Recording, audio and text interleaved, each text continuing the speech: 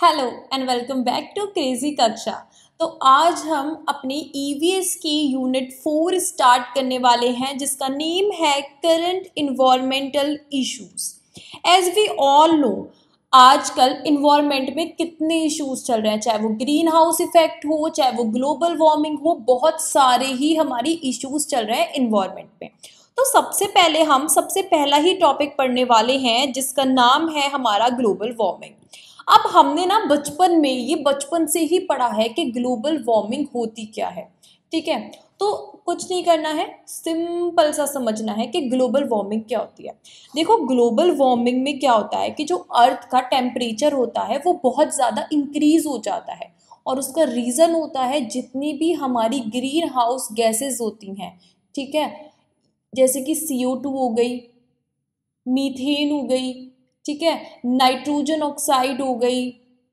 तो ये जितनी भी हमारी हार्मफुल गैसेस होती है ये इन्वायरमेंट में प्रेजेंट होती है। तो हम क्या करते हैं, ह्यूमन एक्टिविटीज़ की वजह से इनकी अमाउंट बहुत ज़्यादा इंक्रीज कर देते हैं।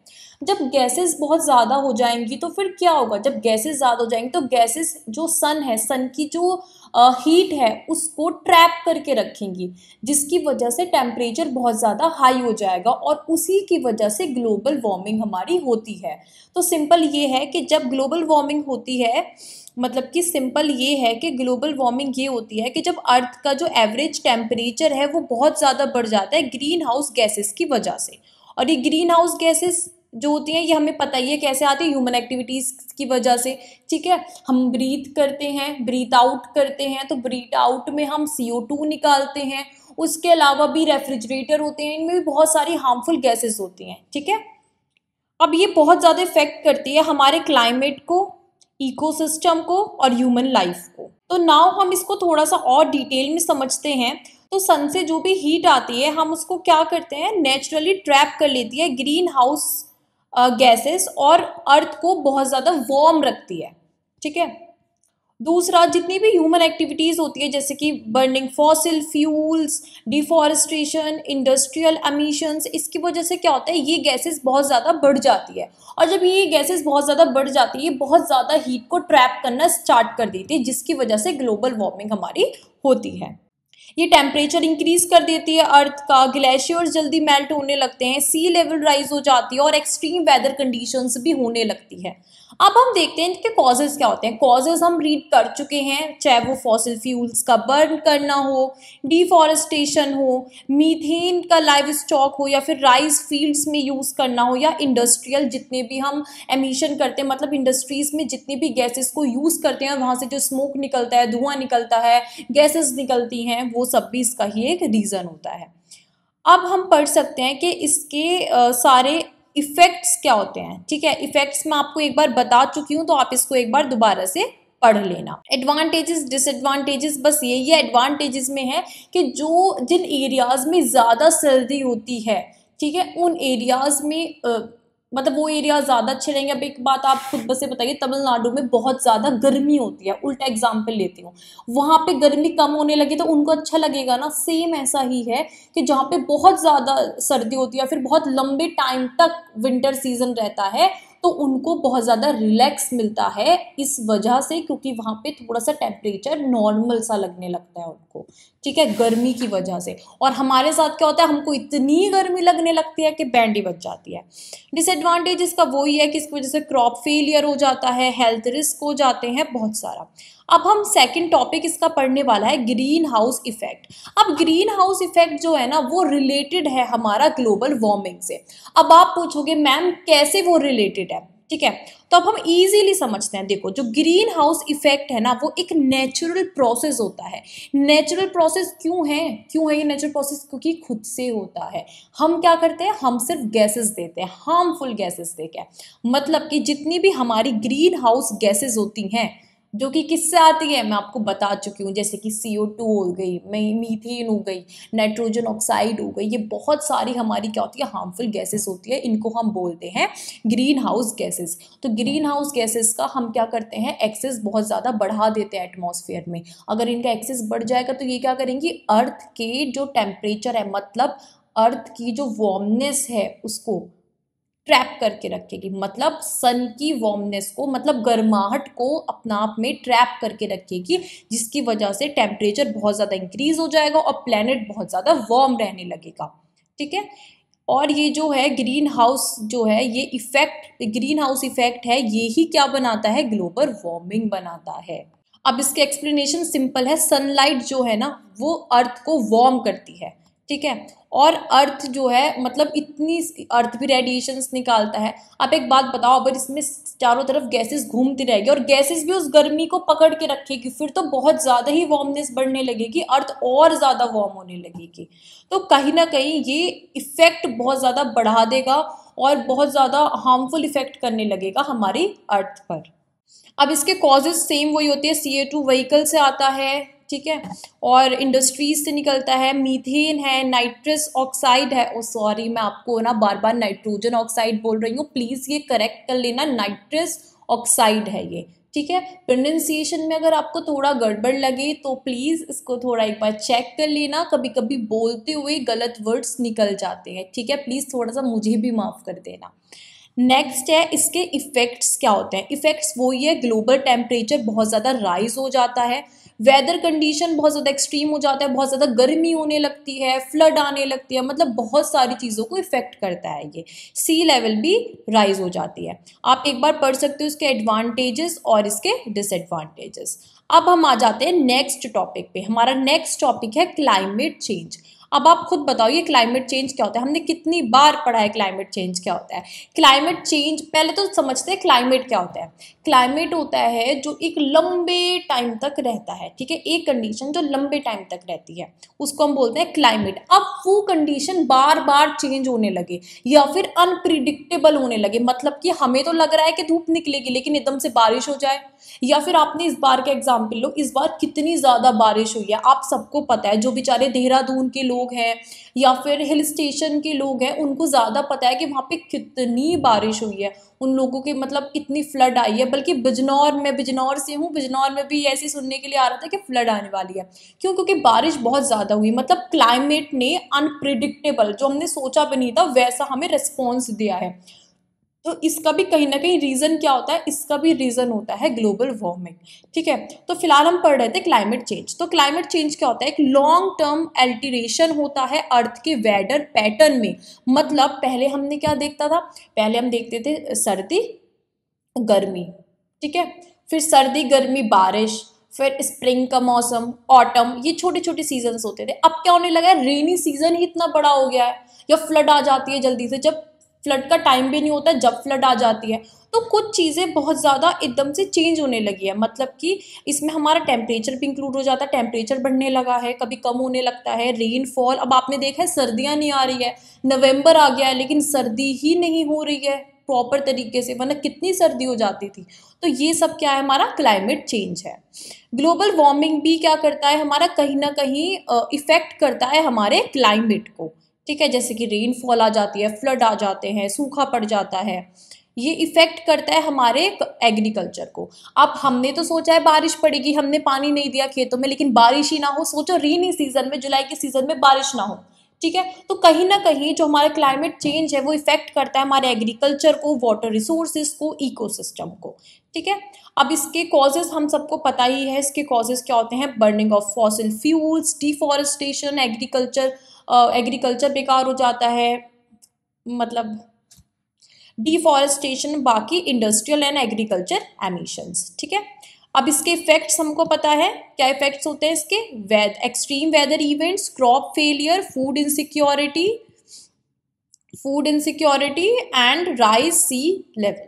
अब हम नेक्स्ट इसके एडवांटेजेस डिसएडवांटेजेस एक बार आप पढ़ लेना। जो नोट्स है ना बहुत ही प्रॉपर, बिल्कुल बढ़िया नोट्स बनाए मैंने आपके लिए। देखो नोट्स तो आपको थोड़े शॉर्ट लगेंगे लेकिन आप समझोगे, इसमें मैंने सारे इफेक्ट्स, कॉजेस, एडवांटेजेस, डिसएडवांटेजेस सब इंक्लूड किया है। मतलब आप अच्छा लंबा क्वेश्चन लिख के आ सकते हो 10 मार्क्स में। ठीक है, एकदम मस्त फर्स्ट क्लास आंसर, लेकिन आपको समझने की जरूरत है। जैसे मैं समझा रही हूँ समझते रहो वीडियो से, और उसके बाद नोट्स में टिक लगाते रहो और नोट्स को पढ़ के जाओ, पेपर देने सब हो जाएगा। इजी सब्जेक्ट है ये, और नोट्स के बाहर आपको कुछ भी नहीं मिलेगा। और जो भी स्टूडेंट है जो इस वीडियो को देख रहा है, आप हमारे चैनल पे पढ़ाना चाहते हो तो आपका वेलकम है, आप हमारे चैनल पे पढ़ा सकते हो।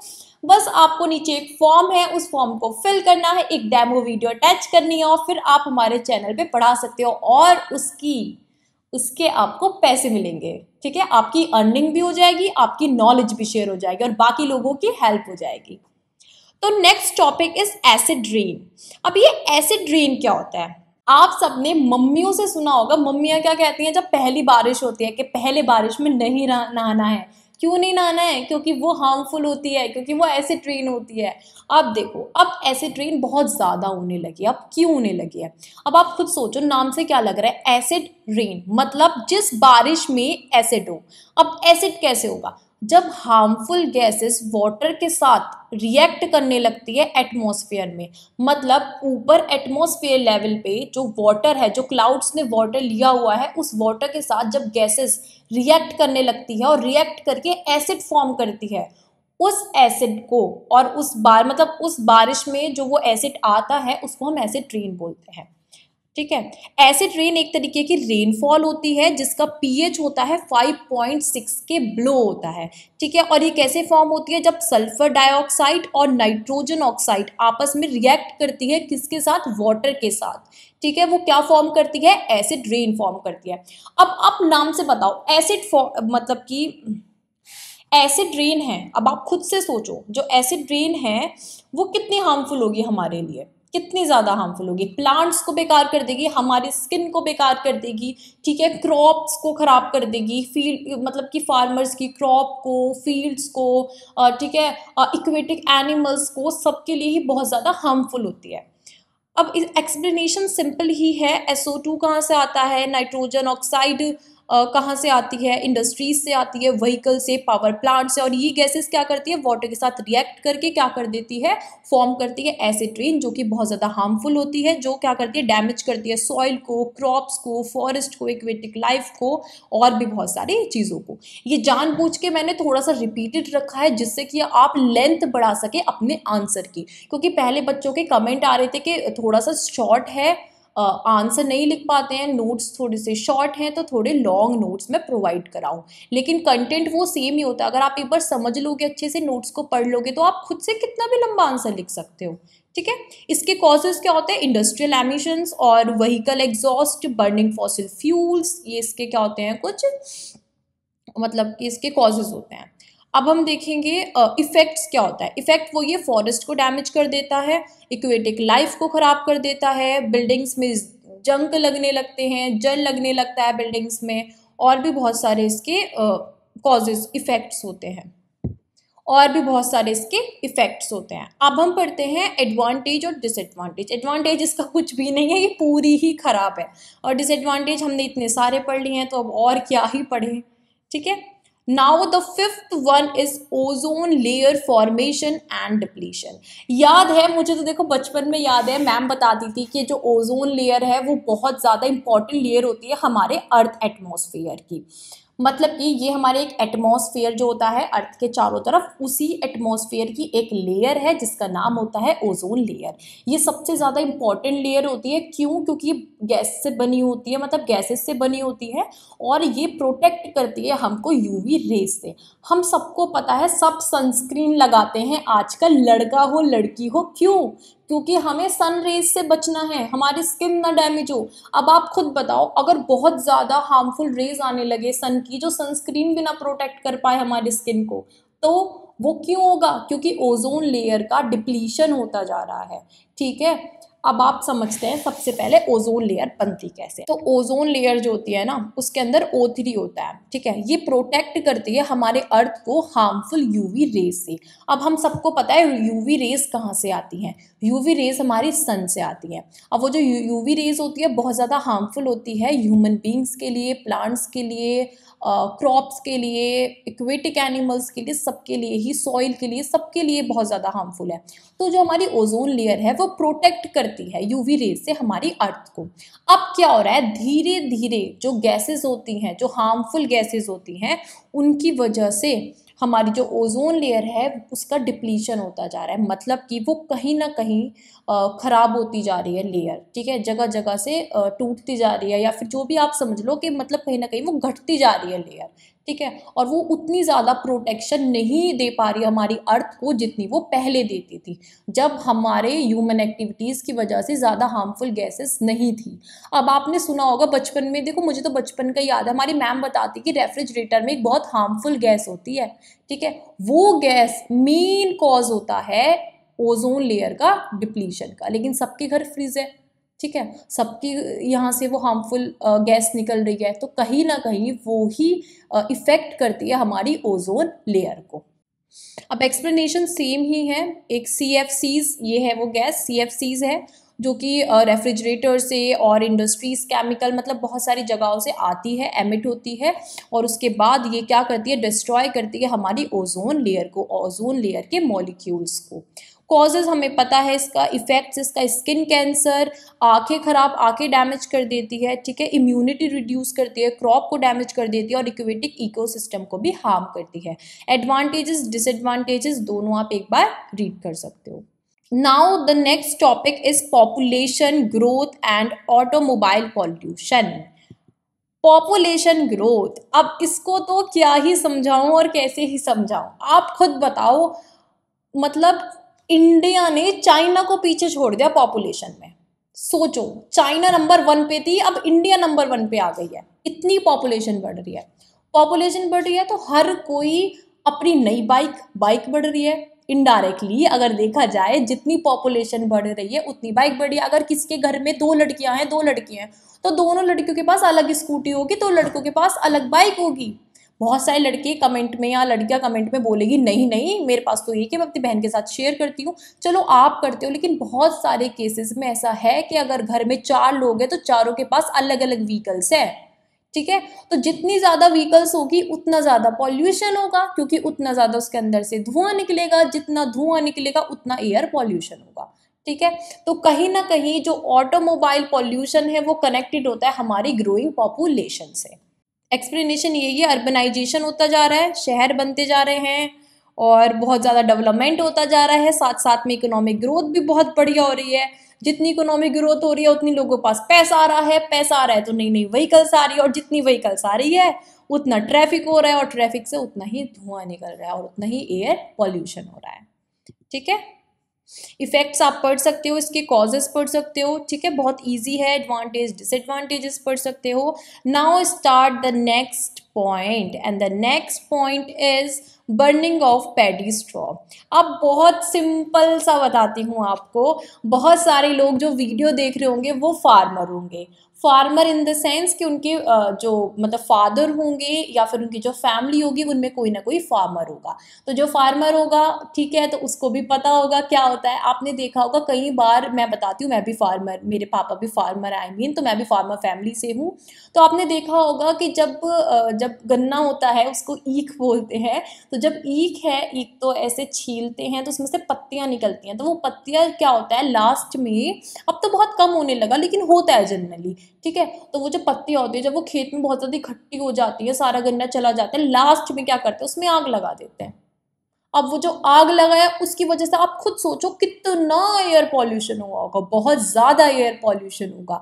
तो इसी तरीके से सेम पैडी स्ट्रॉ होता है। इसमें क्या होता है, जो राइस होता है, राइस के स्टबल जो होते हैं, ठीक है, मतलब राइस को जब निकाल लेते हैं, उसकी हार्वेस्टिंग प्रॉपर हो जाती है, कट जाता है, उसको साफ कर लेते हैं, राइस को निकाल लेते हैं, जो बचा कुची उसकी मतलब जो भी उसके पेड़ वगैरह होते हैं उनमें क्या करते हैं, वो आग लगा देते हैं उस पूरे फील्ड में, जिसकी वजह से बहुत ज़्यादा एयर पॉल्यूशन हो जाता है, ठीक है। आप इसको पढ़ सकते हो, उसमें से हार्मफुल गैसेस निकलती है जिसकी वजह से सारे में स्मोक, धुआं हो जाता है, हेल्थ खराब का भी चांसेस रहते हैं, फर्टिलिटी खराब कर देता है वो सॉइल की, ग्लोबल वार्मिंग होती है उसकी वजह से। ये एक्सप्लेनेशन आप एक बार पढ़ सकते हो। कॉजेज क्या होता है इसका, क्योंकि लैक ऑफ मशीनरी है तो प्रॉपर तरीके से रेसिड्यू रिमूव नहीं हो पाता है। चीप एंड फास्ट मेथड है, ईजी है और चीप है, किसी की ज़रूरत नहीं है, जाओ और आग लगा दो उसमें, ठीक है। और इसके इफेक्ट यही है कि एयर पॉल्यूशन बढ़ जाता है, क्लाइमेट चेंज में भी कहीं ना कहीं पार्ट बन जाता है, ठीक है। और ऑयल न्यूट्रिएंट लॉस, जो सॉइल है जो सॉइल है वो भी कहीं ना कहीं अपने न्यूट्रिएंट्स को लॉस कर देती है। एडवांटेजेस डिसएडवांटेजेस आप पढ़ सकते हो। ये यूनिट यहाँ पे खत्म होती है। बहुत इजी और बहुत कम टाइम में नोट्स आप डाउनलोड कर लेना। नोट्स के अलावा आपको कहीं से कुछ नहीं मिलेगा, सब इसमें कवर हो गया है। एक बार वीडियो देखो, एक बार नोट्स पढ़ो और उसके बाद देखना कि इसके बाहर कुछ नहीं आएगा, और नोट्स को डाउनलोड कर लेना और टिक कर लेना जो जो इम्पोर्टेंट बताया है। और इसमें आपको PYQs क्वेश्चन सब मिल जाएंगे नोट्स में। तो मिलते हैं अब नेक्स्ट वीडियो में, तब तक के लिए बाय। हमारे kkstore.kkworld.in पर अनबॉक्स और न्यू प्रोडक्ट्स काफी क्रेजी लूट प्राइस पर मिल रहा है, लिंक डिस्क्रिप्शन में मिल जाएगी। तो सन से जो भी हीट आती है ना, हम